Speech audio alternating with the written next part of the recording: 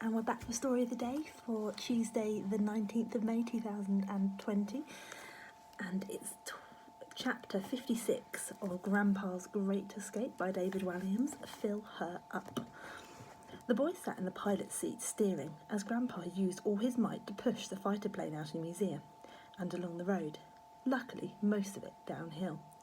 The pair were in search of a petrol station as they needed to fill the plane up with fuel if they were going to take it to the air. Fortunately, they soon found one, a little way down the road from the museum. The lady behind the counter stared, mouth open with shock, as the World War II fighter plane was wheeled onto the forecourt. From the cockpit, Jack shouted down, "Are you sure normal car petrol will be right for the Spitfire, Wing Commander?" "She's not going to like it, Squadron Leader," said Grandpa. "The old girl's going to cough and splutter a bit, but she will still go." Needless to say, an aeroplane needs a great deal more fuel than a car. The boy watched anxiously as the price of the pump went past the £100 to £200, then £3, then £4. "Have you got any money with you, sir?" inquired Jack. "No, have you?" Eventually, the old man could feel that the fuel tank was full, just as the price reached £999, so he thought that he might as well round it up to £1,000. But then Grandpa pushed it too hard on the pump and the price clicked to £1,000 and 1 penny. "Darn it," shouted the old man.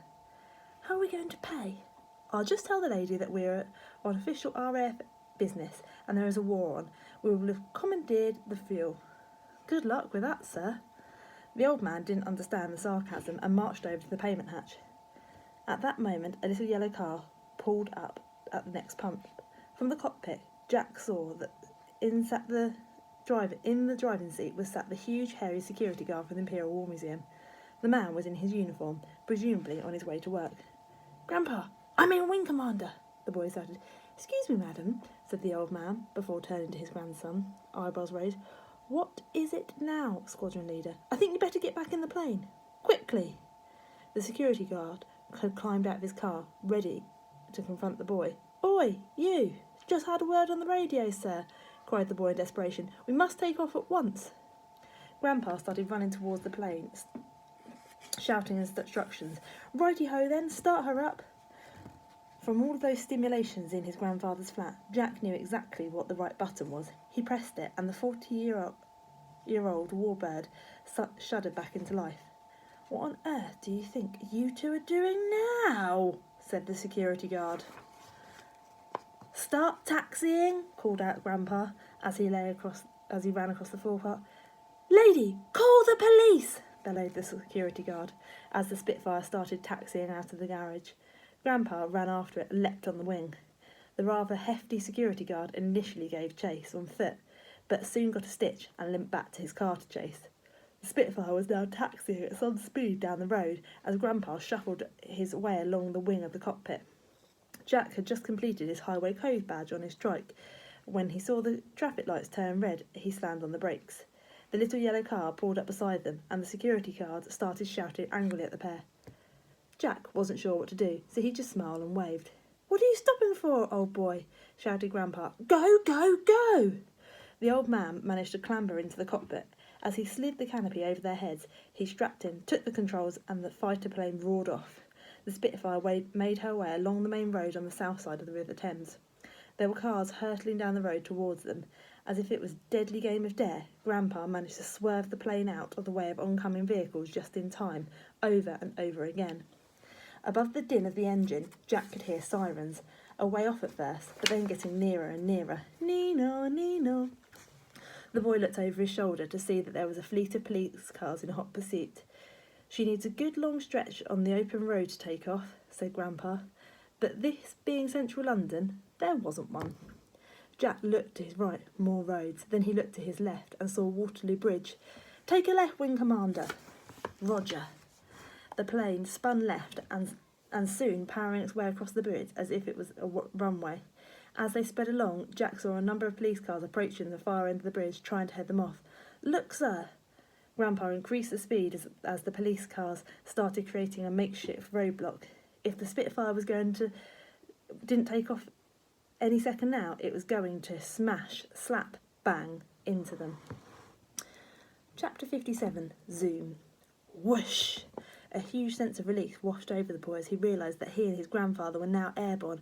Up, up, up and away, said the old man. Up, up, up and away, repeated Jack.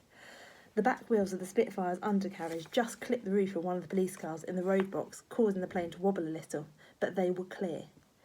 Now they were heading straight towards the historic Savoy Hotel, but Grandpa pulled the control column back and the plane shot up high in the sky.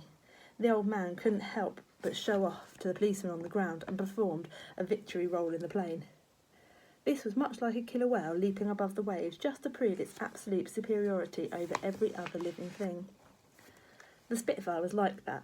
She was the greatest warplane ever built, and behind the controls was one of the RAF's greatest ever pilots. In Grandpa's hands, the old plane handled like a brand new racing car. She could turn on a sixpence. Grandpa flew so close at St. Paul's Cathedral, his grandson's heart nearly missed a beat. Then the fighter plane powered along the River Thames, past HMS Belfast, straight towards Tower Bridge. Just as the two of the sides of the bridge were opening, Grandpa accelerated the Spitfire and zoomed straight through. For the first time in his short life, Jack felt truly alive, truly free. "She's all yours, squadron leader," said Grandpa. The boy couldn't believe his ears. His grandfather was giving him control of the fighter plane. "If you're sure, Wing Commander." "Roger." And with that, the old man took his hands away from the column control, and the boy held it tight. Just as his grandfather had taught him, he only needed to make the tiniest of movements for the plane to respond. Jack wanted to touch the sky. He pulled the control column and the plane raced up and up and up. They sped through some clouds and there was the sun, a ball of blazing fire lighting up the sky. Above the clouds, there were almost none at last. London was far below them. Above them, only space. "I want to do a loop-the-loop, sir." "Roger." Then the boy pulled the lever sharply towards him and the plane arched in the sky. Now they were upside down. Nothing else mattered aside from this moment. All of the past and all the future meant nothing next to this.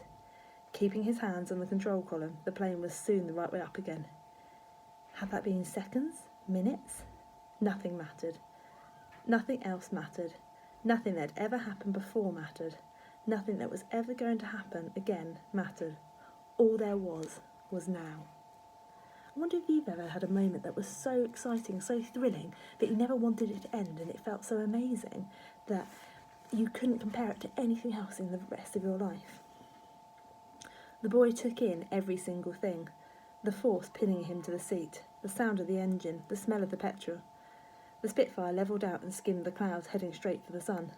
Then, out of the blinding red light ahead of them, they could see two mysterious black dots emerging. The light was so blinding. It was impossible at first to see what the dots were. Then they realised they were travelling at speed straight towards them. And tomorrow we'll pick up at chapter 58, Never Surrender, and perhaps we'll find out what those black dots are. I wonder what you think they are.